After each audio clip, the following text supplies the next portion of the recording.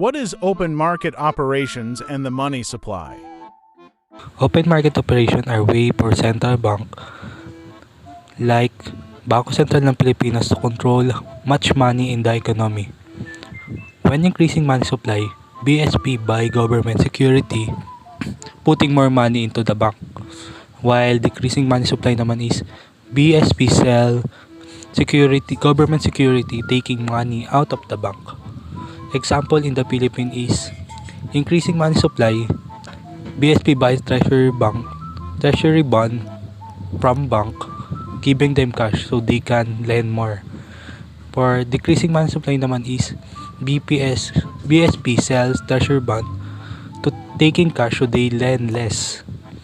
By doing this, the BSP can control and help the economy in the Philippines. What is reserve requirements? Reserve requirements are rules set by central banks that determine the minimum amount of funds bank must keep in reserve. When reserve requirements increase, banks have less money available to lend. This can lead to reduced lending affecting economic growth.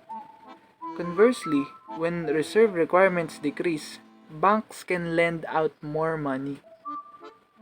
Increased lending stimulate economic growth. In summary, Reserve requirements impact bank lending capacity and economic growth. how does the BSP uses interest rates as a tool for monetary control? Okay, so the Bangko Sentral ng Pilipinas uses interest rate as an indirect way to control the money supply and influence economic activity.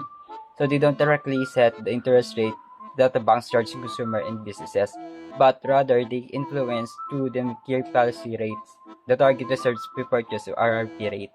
So here how it works. First one is the rising the RRP rate. So this is make more expensive for banks to borrow money from the BSP. So as a result, the bank tend to raise their own interest rate on loans and deposits. So higher borrowing costs discharge the business and consumers from taking out loans, which slows the economic growth. So this can be helpful in fighting inflation by reducing demand for goods and services.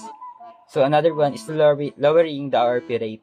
So the opposite happens. Lower borrowing costs from the Bangko Sentral incentives banks to offer cheaper loans and deposits. So this increases the money supply in circulation as more borrowing lending happens. Easier access to credit stimulates economic activity, but can also lead to inflation if not managed properly.